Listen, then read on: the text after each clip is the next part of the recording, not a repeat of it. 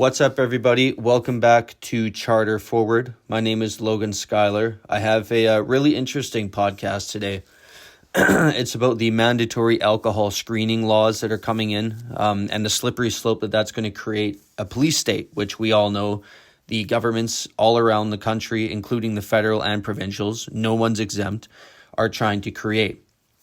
But before I get into that, I wanted to give a little bit of self-promotion here. I have a Substack that I just want to ask you guys to go check out. I got a couple articles already up, but I got 3 in the works right now. I'm just trying to work out the kinks, get some of the main bodies out. They're all at different stages, but I just wanted to give a little bit of self-promotion on there. If you guys would please go check those out, read them, share them, like them. It's a great way to help out a young creator, and I'd appreciate it very much. You know, as I write these Substacks, you know, it's really difficult. A lot of people talk shit and they criticize, but they couldn't really do a great job either. And, you know, when people talk about starting these podcasts or starting these like writing journeys, it's really difficult to actually write coherently and for a long time on a focused thought.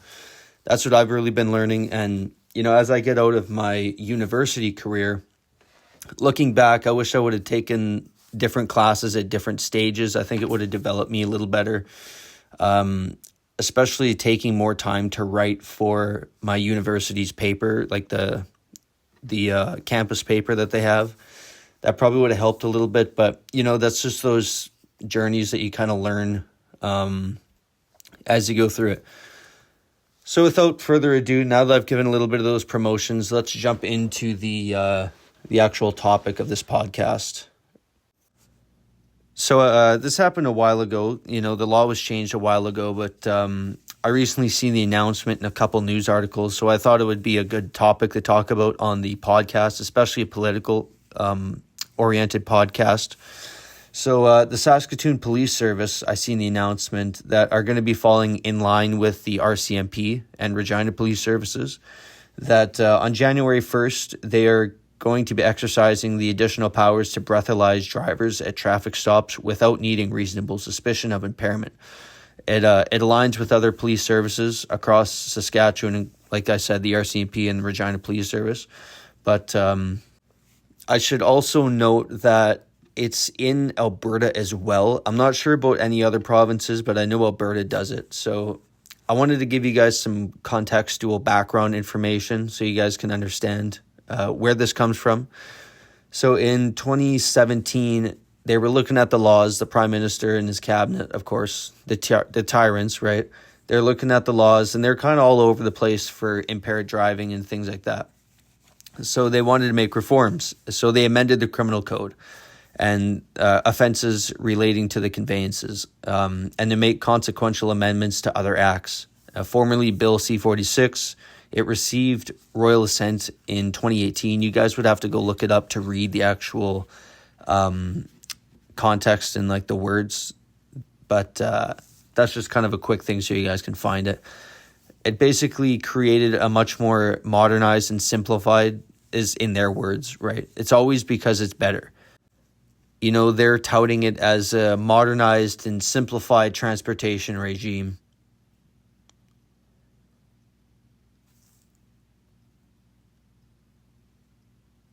So they're saying that these reforms are expected to save lives. You know, it's always about saving lives and deterring people from impaired driving, because apparently everybody's fucking driving impaired all the time. Every Canadian is impaired driving, apparently, right? And they have to catch them. You know, we have to catch these impaired drivers because we want to catch criminals, even though there's a lot of criminals in the government.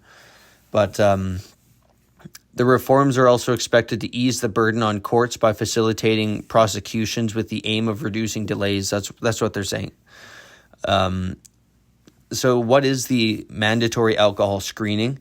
It authorizes law enforcement officers to demand that a driver provide a roadside breath sample on an approved screening device, whether or not they suspect the driver has recently consumed alcohol, right?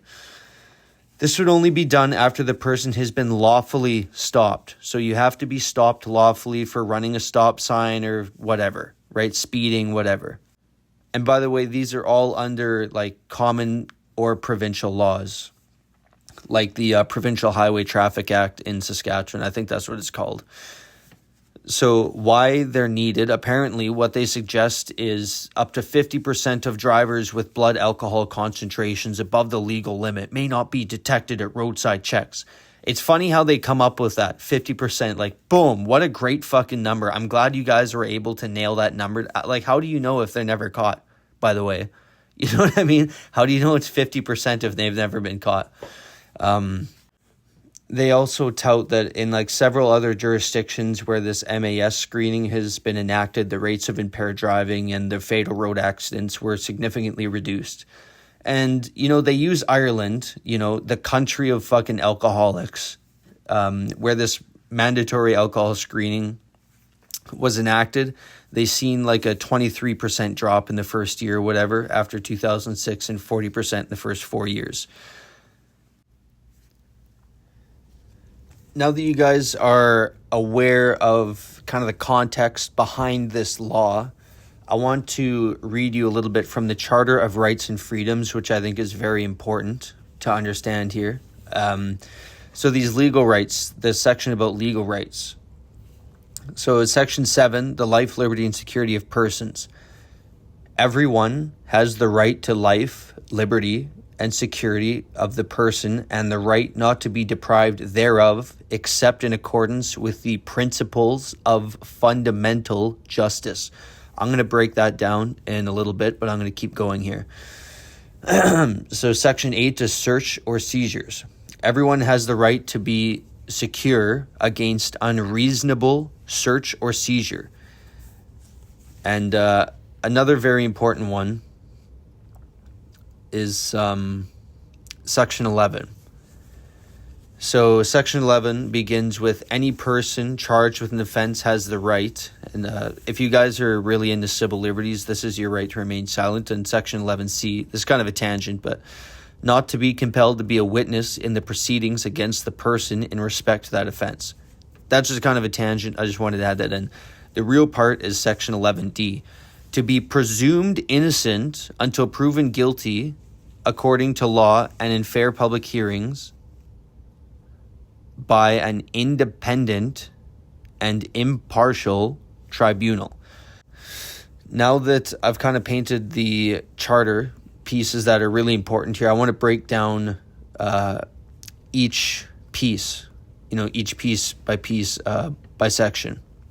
So Section 7, everyone has the right to life, liberty, security of persons, and the right not to be deprived thereof, except in the accordance with principles of fundamental justice. So what are those? These are principles that really make our Western political system the most fair. I know you guys probably have, a lot of opinions about the legal system here, but the actual concept that governs and creates the structure of our justice system is designed to be very fair and very blind. Justice is blind, that whole saying.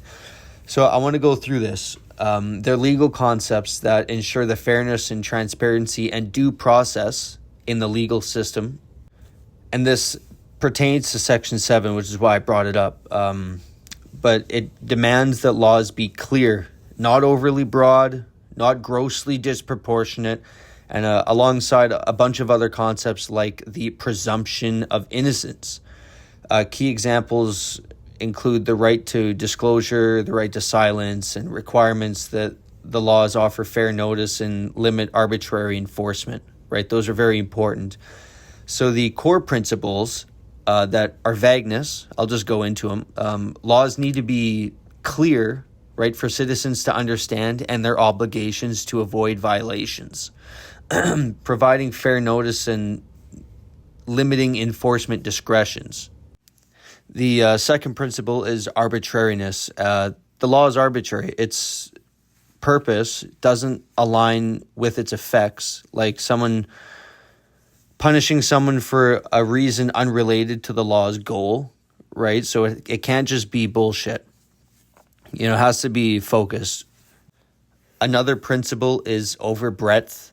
A law is overboard if its effects go way beyond what's needed to achieve its legitimate purpose. An example is like criminalizing innocent conduct along with harmful behavior, right? So it'd be like walking at night. There's a lot of criminals who go out at night, but also people go for walks at night, right? And you see a lot of these videos from like Audit the Audit of people who are just out for a walk at night and they get pulled over. Well, we have a description of somebody and you match it, So, it's very suspicious that you're out here. You need to identify, all that shit. Another principle is gross disproportionality, which I think is very important here. And its effects are grossly disproportionate if they are unjustifiably excessive compared to the law's objective. Some other key principles are the presumption of innocence. Again, like I said, the right to silence, the right to discourse, fair hearings, reasonable bail, no double jeopardy, shit like that, right? And the broader concepts that kind of make the border is like natural justice. So it focuses on fair hearings and no bias. That's what kind of makes it justice is blind, right? They hear from both sides. Another principle is ethical principles that include fairness, equality, that kind of whole thing. It animates the spirit of our legal system that makes it blind, right? So those core principles that I read, the vagueness, arbitration, overbreadth, and gross disproportionality, make up the core principles of fundamental justice. And in Section 7, all peoples have the right to be secure in their life, liberty, security of persons, and the right not to be deprived thereof in the accordance with the principles of fundamental justice.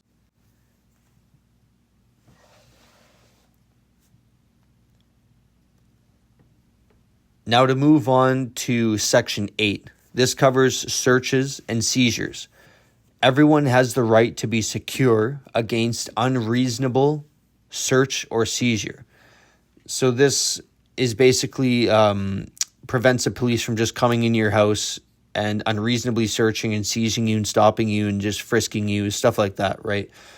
It protects your privacy. It protects you against police overreach. So some core concepts that relate to Section 8 and the way that policing is done and what police can do and what steps they have to follow and the thresholds they have to meet to continue on with their investigation and to lay charges and shit like that. So it's reasonable suspicion and what we call reasonable and probable grounds, which is our equivalent of probable cause.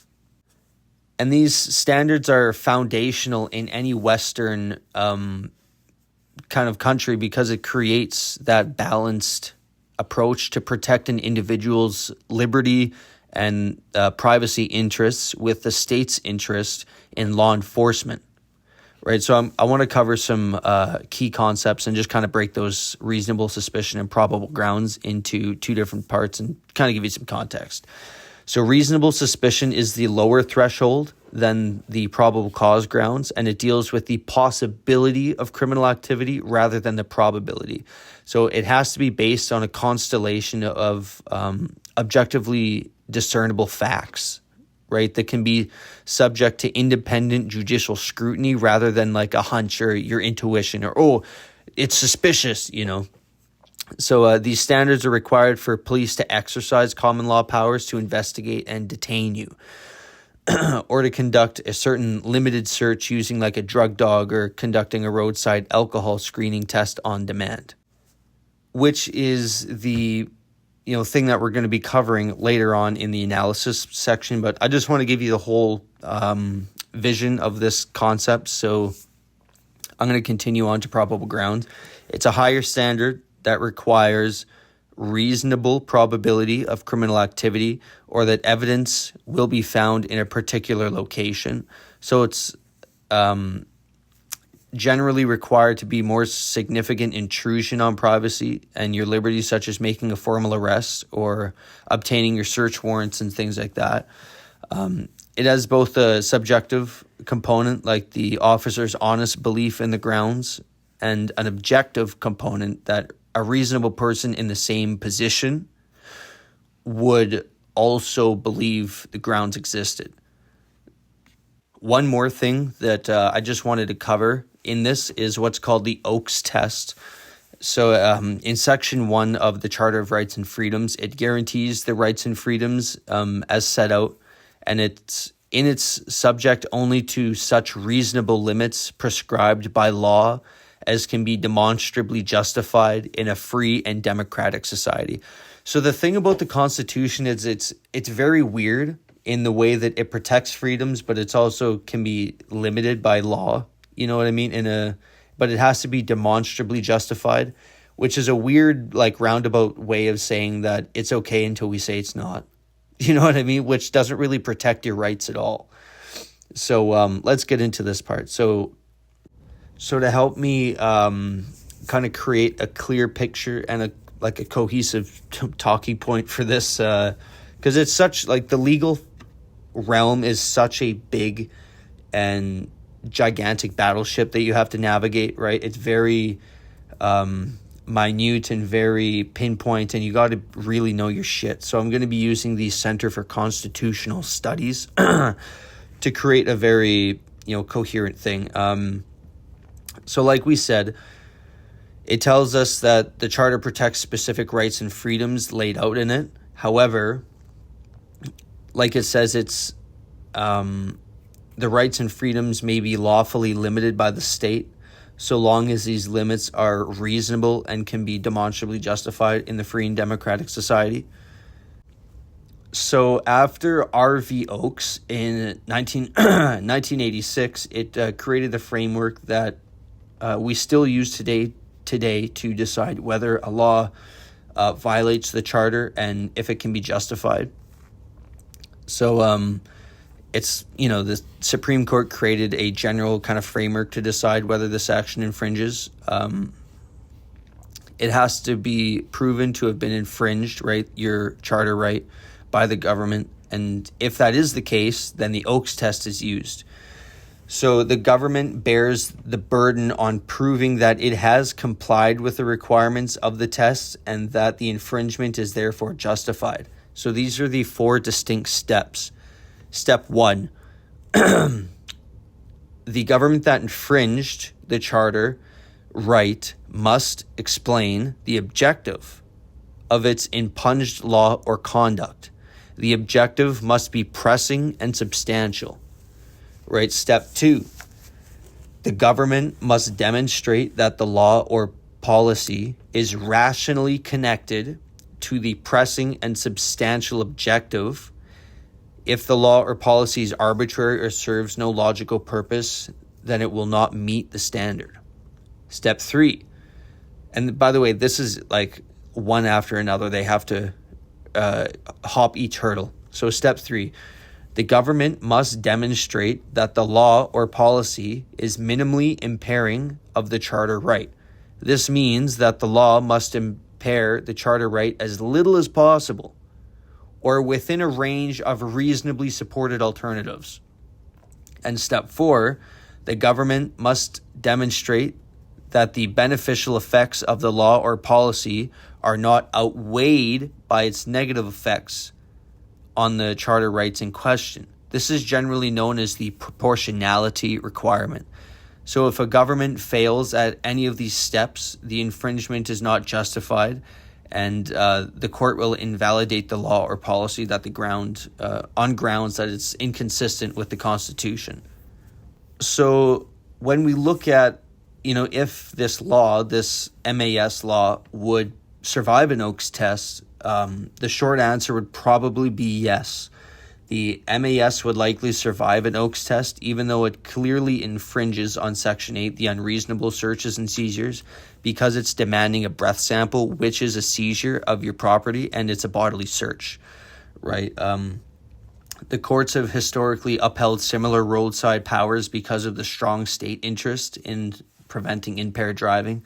And I just want to say here, I disagree that it should be in the state's interest, because it's the powers are in a state interest in policing. I think it should be in protecting the individual's liberty from the state.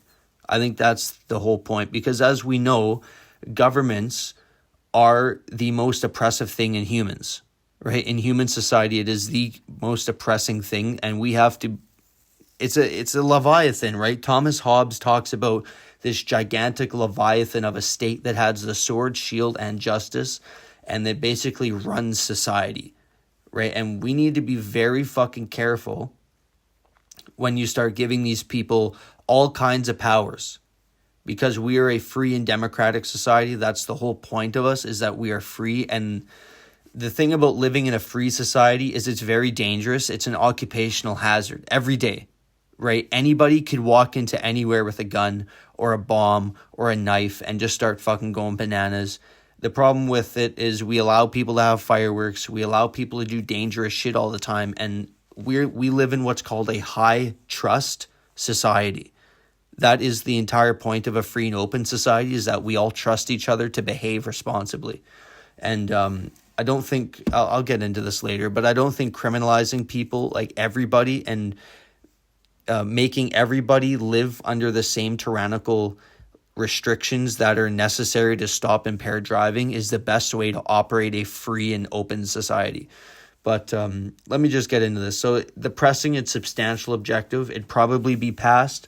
The government's objective is reducing impaired driving deaths, and it's consistently recognized as a pressing and substantial purpose in Canadian courts. And police and government sources emphasize that the rollout of MAS is to improve road safety and reduce impaired driving. They have the studies and shit from the drunk country of Ireland that shows that it reduces it. I don't really agree with it either way, but courts almost always accept this prong. So the rational connection, right? Again, the MAS allows the police to demand these breath samples without suspicion. And of course, the government's going to argue, and they bring evidence to support their arguments. That's how debate and that's how this kind of thing works, that random screenings increase the detection and it serves as a deterrence. Nothing ever deters people. Murder doesn't deter people from murdering people, which is funny enough. But number 3 is minimal impairment, which is the weakest point, and I think is going to be the point that is the most vulnerable, and is probably going to be the point where it gets overthrown and thrown out of court, which is usually where the government loses with the minimal impairment, right? That's the first two. The government usually is able to hop with no problem, because you can always bring evidence to support your argument, right? But why it might pass is governments have upheld that suspicion-based roadside breaths for decades, right? If they suspect you're impaired driving, you're swerving over the road, they can pull you over and say, "Sir, I think you've been driving drunk, you're swerving, you're fucking doing all this, that, and the other," right? We all kind of know that. MAS is only used during lawful traffic stops. It doesn't do random street checks, right? Which I still disagree with, as I'll lay out in my analysis, but they're going to use other courts like Australia and Ireland and shit that use similar systems. And Canadian courts often look to those international norms. But here's why it might fail.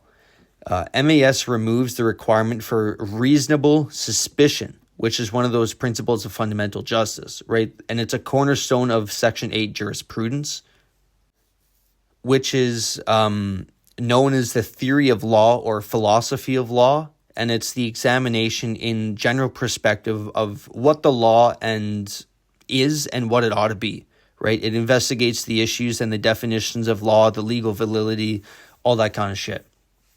So I think it's a very weak point there. It gives unchecked discretion and risks discriminatory application. Again, it's laid out that police still have to have a reasonable, and it's like up to police to maintain that standard.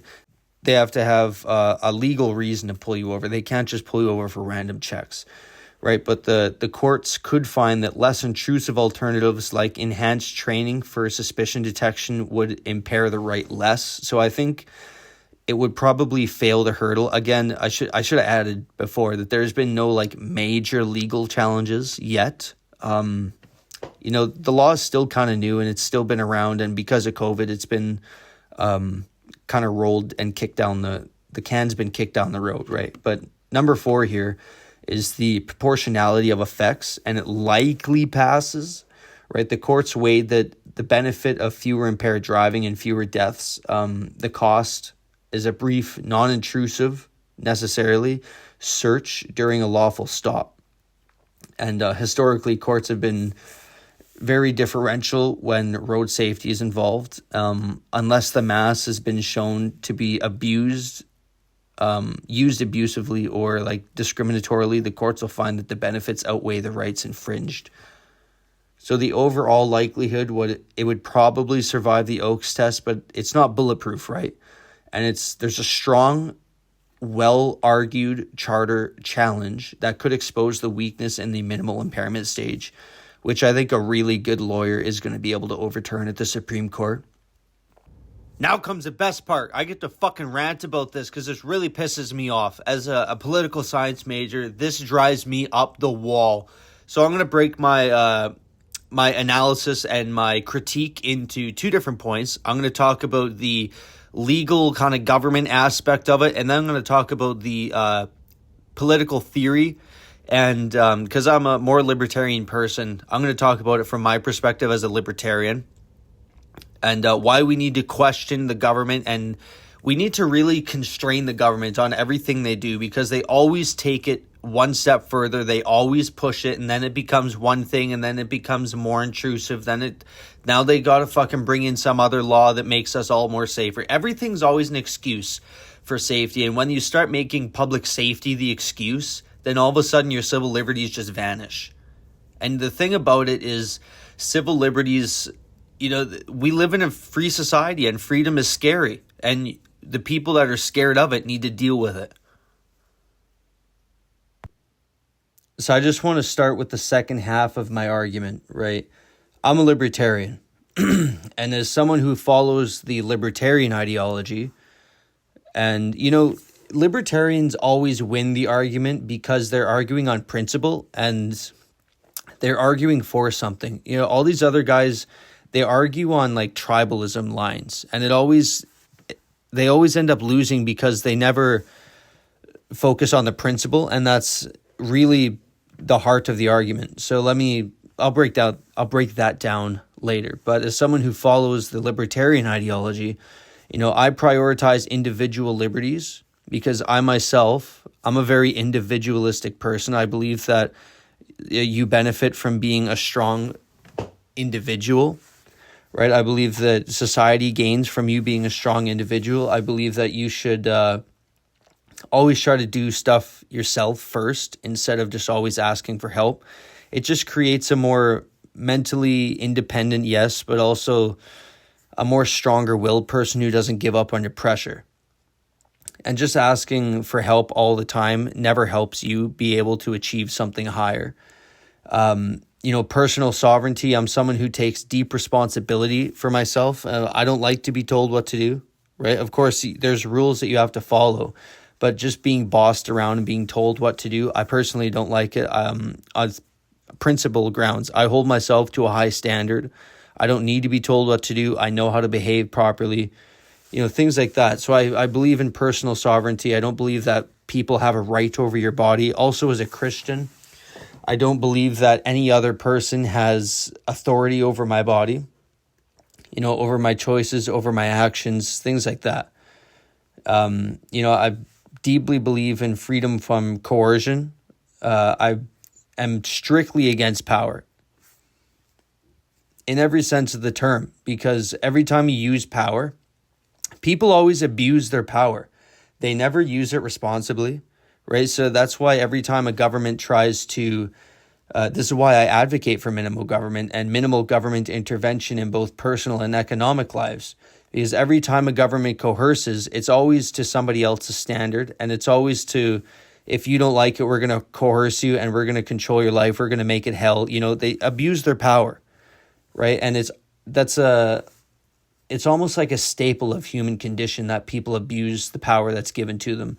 With great power comes great responsibility. That old saying. Not a lot of people are conscious enough to recognize their power, the power they have, especially the people in government, and they love using it. Right, so I support that minimal government intervention in both personal and economic lives for another reason, because the government centralized planning never works, because it's one of those laws of the universe. You cannot plan for everything. And I see society as a river, right? And it flows forward over a floodplain. The government's job is not to dam the river, and it's not to tell the river which way to go. It's like power. Water always finds the path of least resistance, and it knows which way it needs to go, right? The government's responsibility is to shore up the sides of the river, the riverbanks. It's to build those beautiful walking paths along the river, to hang those beautiful big poplars and the big trees and stuff that make walking along the river so beautiful.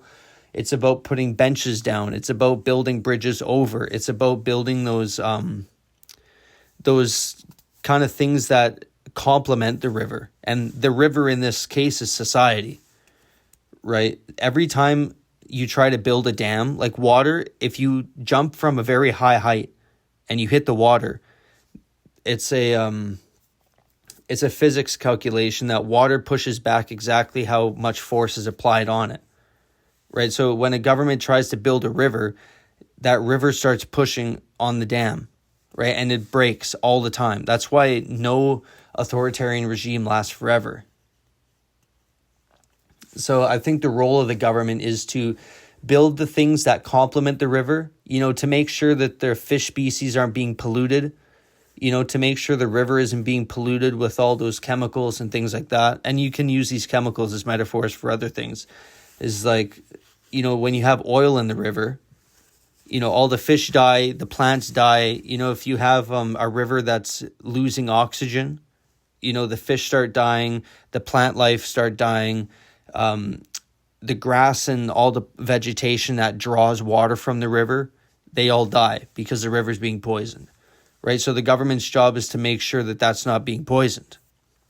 It's not to dictate, right? That's not the point of the government, is to dictate what goes into the river, not what goes in, but what animals swim, where you can swim, how long you can swim, where the fish can eat, where they can't eat.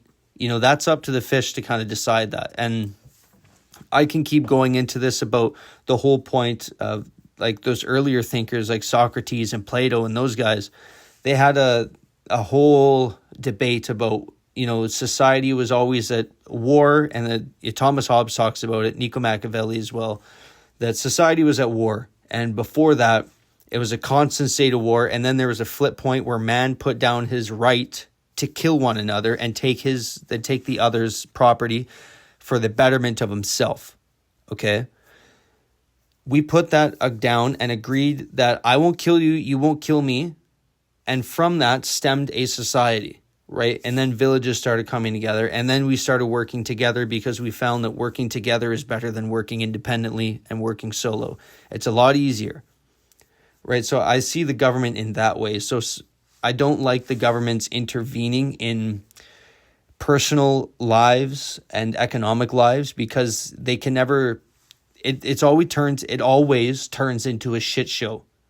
There's not really a time where you can point to direct government intervention and it works out.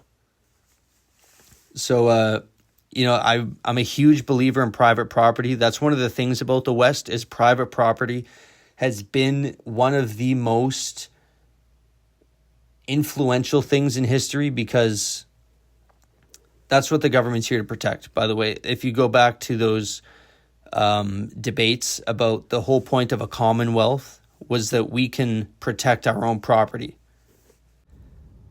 And the importance of private property extends just beyond owning a home, right? That's also a thing I'll get into, but it's a foundation for individual liberty. It's a driver of economic prosperity, and it's essential for the development of personal responsibility. Now, a house, right? The government can't just come into your house. There's a constitutional thing that they need a warrant to come into your house, right? They can't just kick in the door and say, we're searching the place. That is a distinct benefit of the idea of private property, because now you're creating limits on what the state can do. Yes, and the state doesn't own your property, right? Your property is yours to own. The state is not your daddy. What belongs to you does not belong to the state, right? So it creates that formal relationship. So in terms of like person to state, now the state it's not there to like control everything. It's there to kind of referee it instead of it just having direct control. That's where I personally believe, that's where that idea of an institution comes from, where it doesn't have that top-down control like a dad having ownership of a property, right? It's more like humans coming together, and this is the place that kind of solves those differences, that polices those, and like referees those the disputes between people, and it's just kind of something that operates within a free area. It's not the owner of the area at all. So in terms of like society, Aristotle said, because people who own things steward them better than the public. If you look at public benches, they get spray painted all the time. If you look at like a memorial bench, they hardly get touched, right? And there's a reason for that. And we learned that in university, that in a ancient political philosophy class, actually. Aristotle said, what is common to many is taken care of the least. And he argued that private ownership encourages better stewardship and social functioning than common ownership, right? So that idea of private and personal is very important to the libertarian, because essentially it relegates the state to an institution that kind of referees, but that referee needs to be small, because we live in a free society. We live in a free and open society. We live on a planet, right, on a rock that's not a rock, because the center's still, it's still molten magma. So we just live on a thin little cooled crust. And this planet that we live on is fucking dangerous. Everything can and will kill you given the choice, right? We live on a literal alien planet. And it sucks, but that's how life is. And that's where we were placed. And animals will kill you. Bugs will kill you. If you walk into the woods, things will kill you, right? You can fall, you can die. And I think that we as a society have been, so sheltered because we're living in the cities that we don't recognize the real world that we live in. It's been like very artificially created, and now it's like understood in a sort of artificial way. And a lot of people today haven't had a run-in with totalitarian governments and tyrants, right? Even though they're everywhere. Like, you could have a real shitty boss. You could have a really cunty boss. You could have a boss that tells you what to do, when to do, how to do it, etc. Right? So those people exist all around, and they're very rude, and they're very cunty, and they love telling people what to do.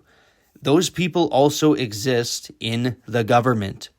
And that's why we have constitutional limitations, is because before, when we didn't, those people were allowed to do whatever they wanted, right? And there was almost no recourse.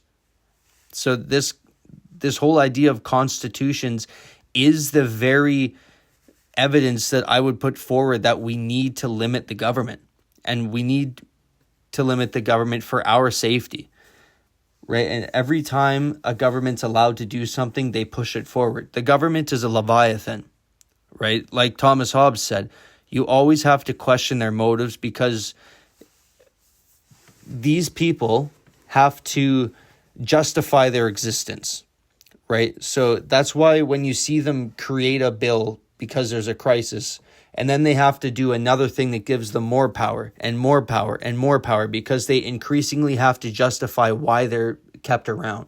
So they say, oh, we can't do this because this is in the way. If you guys would just give us this power, if you guys would just let us limit speech a little bit, then we could stop all the hate in the world. all the murder. There would be no more murder. Like, no, no, no, no. That's never been proven, and it's never happened in history. You know what I mean? So we need to be very, very careful about having big government for that reason. I believe that the role of the state should be strictly limited to protecting individuals from force and theft, like police, courts, and military, but not a militaristic police. I think that people should have the right to defend themselves, especially with firearms, in my personal opinion. I think that this whole idea of like the Second Amendment goes a little haywire. I think there's a more responsible way to do it because, you don't have to have any training to go get a gun in the States. You can walk in, you can get your background check, you can get a gun. Now it's up to you to go to the firing range and train, right? In Canada, we have this thing called the PAL, and it's like a government driver's license essentially. And they put you through the paces. They teach you all about guns. They teach you about the twists of the barrel and the calibers of the guns and what everything is, essentially, and all the parts that go on a gun, how to handle a gun safely. They let you pick them up. They don't let you shoot them, which is one thing that I really like to see. But in Canada, we've seen gun accidents and gun deaths in the 90s before it was implemented. It was at like 400, it was like 395, 495, something like that. And after the PAL was introduced, it dropped down to like a few dozen a year, right? It's just empirically a good thing to give people training on the basics of safety, essentially.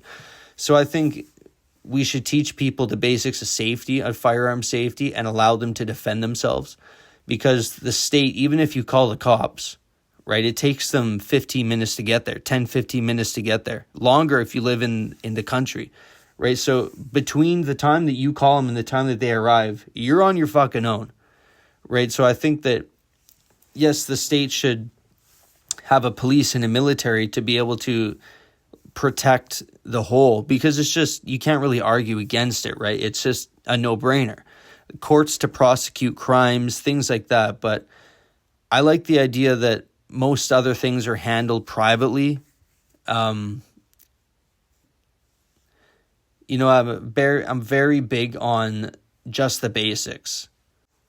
This whole idea of increasing government intervention in your private life, where is all this benefit coming from? We haven't really seen much of the benefits that have been claimed when they come in, you know what I mean? So again, the skepticism of the authority and the deep distrust of political power and state-imposed social contracts has kind of played out exactly as libertarians would say. So I think a small government is a much more beneficial thing for society.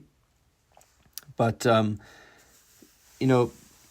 when you talk about this mask thing, this mandatory alcohol screening, you get the bootlickers, right? And these bootlickers, they always cheerlead, and who knows? Like these government bots online, you don't know who's actually a person anymore. All these comments on the TikToks and the Instagrams and on X and shit, you don't know how many of these people are actually real versus government bots. We know that the Israelis, the Canadians, the Americans, they all have units that are dedicated, the Chinese and the Russians too. They're pretty big into it. They have these units, right? And they go around online and they like rage bait and they do government bootlicking and things like that. And the entire reason is to either get people to support the government or make it look like more people support the government than they really do. But also, it's just to rage bait people, right? And the whole point is to like divide and conquer. That's kind of more the Russian, the Chinese. They're just trying to create divisions in society. But again, like the Israelis, the Americans, the Canadians, they all have government units that go in and they like make fake profiles and they comment like real people. But it's all supporting the government. So who knows if it's real or not. But you see these government bootlickers, and some of them got to be real. Because it's just not everybody doesn't support the government. There are people who support the government, absolutely. And you see these people and they go, well, if you're not drinking and driving, then you got nothing to worry about. You shouldn't be worrying about anything if you're not drinking and driving. Why don't you just blow in it? Why don't you just blow in the breathalyzer and be done with it? It's the same idea of, if you got nothing to hide, then why wouldn't you worry about the police searching your car? Just let them search the car. If you got nothing to hide, then why shouldn't they just be allowed to be on your computer and hack your computer and just watch you through the telephone or through the fucking the camera, right? If you're not hiding anything. And it just drives me up the wall, because it's the most weak argument you can come up with, right? It's one of the weakest arguments you could really come up with in terms of why you should support the government and allow them to do it. Because, if you got nothing to hide, then let us search the car. It sounds simple on the surface, but it's actually deeply problematic. And you're right to question it. And here's why. So number one, it flips the charter on its head, right? In Canada, you don't have to prove your innocence. The state has to justify invading your privacy, right? When the police say if you have nothing to hide, they're shifting the burden onto you, which is the opposite of how the Constitution works, right? That's why rights are there, to protect you from the state and to shift the burden from you onto the state. Number two, it normalizes suspicionless searches. If people accept this logic, then it becomes easier for the police to search your vehicle without grounds and to just come in your home without grounds and to just arrest you without grounds. Eventually, that's where it leads to. And there's a reason why we make these rights. It comes from somewhere, and it's because this shit has been done before, and people go, this is wrong and this is not working. We got to stop these people. Again, libertarian. And they can search you without grounds, they can stop you without cause, and they treat everybody as a potential suspect. It's a slippery slope towards a routine normalized intrusions. And here's the thing. Police, they see the worst of the worst all day, every day. Yes, their entire point is to find criminals. So every time they pull you over, they are not just treating you like a regular citizen. They are fishing for the next potential criminal that they need to arrest. So they are looking, it's like when you're a hammer, everything looks like a nail, right? You're looking for the next criminal. So it's a very slippery slope, right? Number three, this is a big one. Privacy isn't about hiding wrongdoing, right? People lock their doors, you close your curtains, you have passwords that protect your phone. It's not because you're a criminal. It's because privacy is a basic human need, right? Your car contains like medical info, personal documents, receipts. Your phone has private conversations, your movements and habits inside your house, those are private. None of that becomes fair game just because you're innocent, right?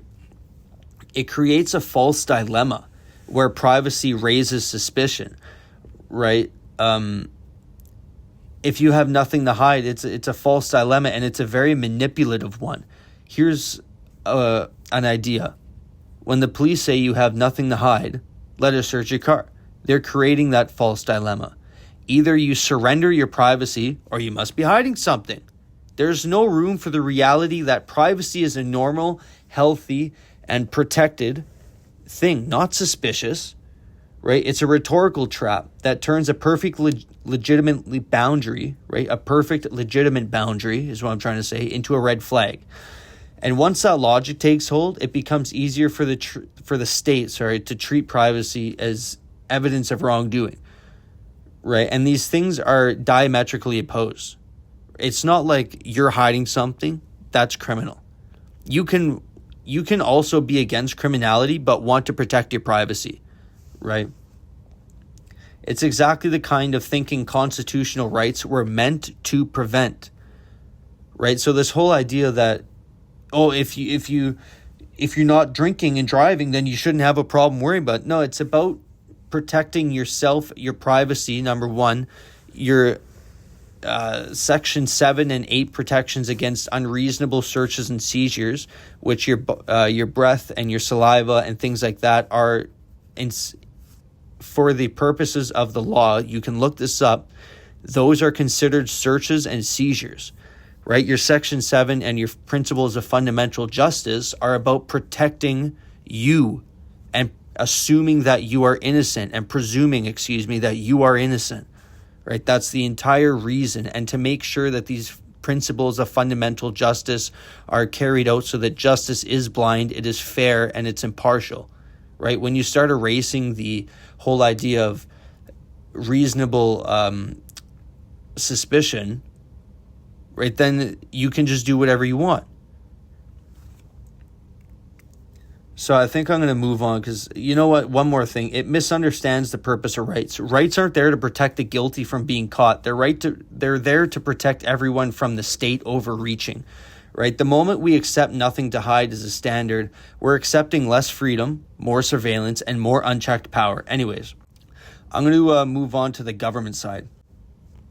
So this is a good transition point because I was just talking about the overreach of government. And I guess what I was just talking about kind of leads into the second part is like it erases your constitutional protections. And once you have that slippery slope, man, it gets really fucking dangerous really fast because then again, it's going to become, because these bureaucracies need to justify, it's going to be their existence. It's going to become more intrusive. They need more power. They need to be able to do this, and then they can solve all crime, right? You just give them this next power and they can solve all crime, right? It erases reasonable suspicion, like I just said. And, that's a very dangerous thing because now you're erasing the very principle of fundamental justice. And these principles of fundamental justice are around for a reason. It protects you from overreach of the state, like I just said. But, I was just thinking, here's a fucking great idea for an ideal safe community. I think you guys are going to fucking love this. Really, I do. I think this is a really good idea and you guys are going to love this. Here's an idea for a safer community. Let me paint you the picture. You're getting up in the morning, you have your coffee. You have a quick shower, maybe you have a quick wank. Who knows? I'm not judging. Maybe you flick the bean a little bit. I don't know. But you're leaving the house. Maybe you stay in all day. Maybe it's your day off. Maybe you're going to work. Anyways, the point is you're leaving your house. Well, good thing there's a police officer on every single street. And I would say this, if you want a safer community, let's have police officers on every single street. We'll just hire all of them, a bunch of them, right? And it's a police officer in one of those DUI big semi-trucks where they do the blood testing and shit. And he's on every block. And when you're leaving, you drive up to him, you park, you get out, and you say, I need to leave. And he goes, okay, where are you going? Where are you going to? I need to know just so I know that you're safe. And you go, I'm going to the store. I'm going to work. I'm going to see a buddy, whatever. And he goes, good. Let me see your paper. Let me see your driver's license and registration. Just to make sure it's all up to date. You wouldn't want anybody driving unsafely, right?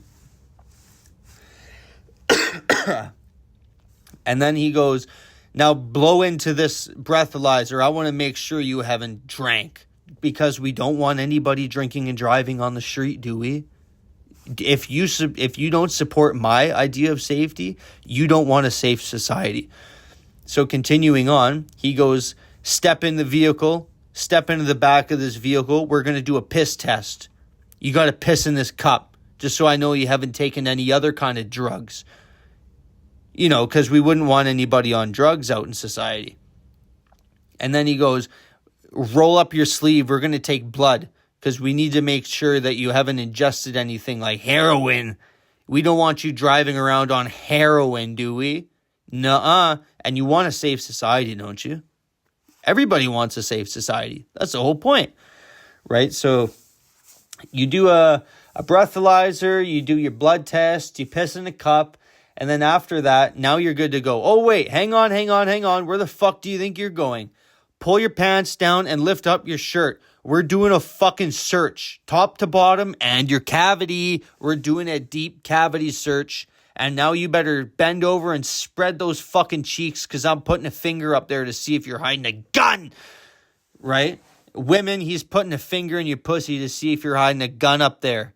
You know, just so we don't have anybody who's armed. They might rob somebody. They might cause violence to somebody. And you want a safe society, don't you? Of course you do.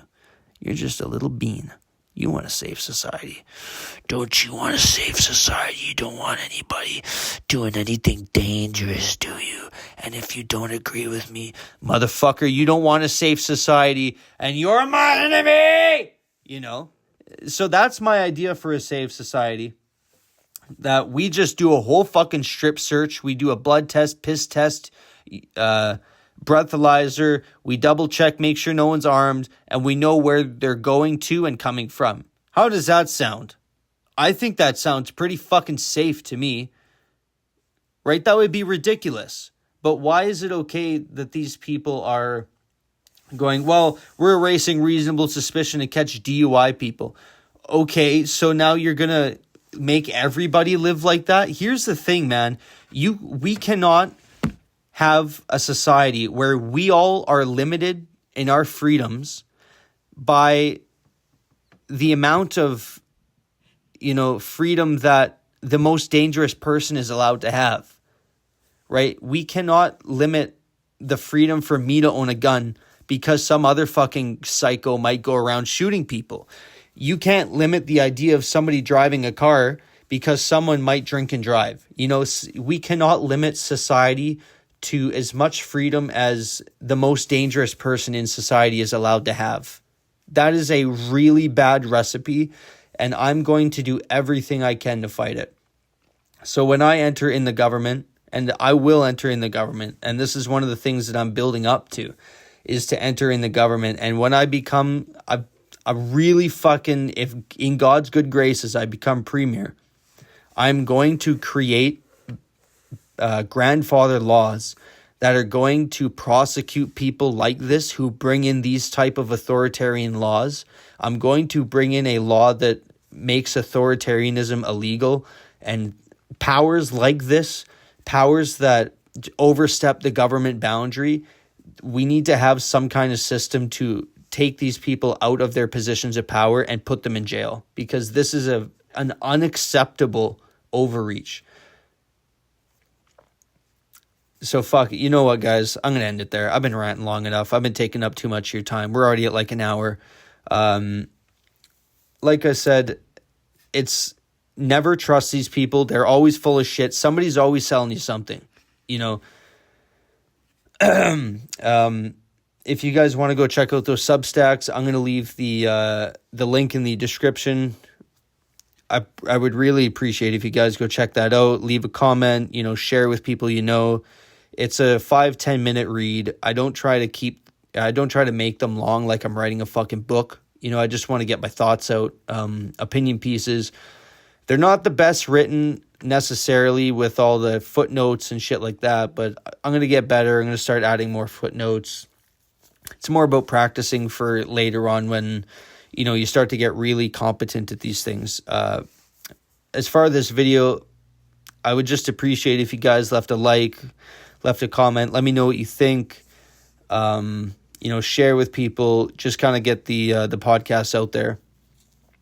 And you know what, guys? I'm going to leave it here. God bless you. Fucking God bless this country. Because we need it.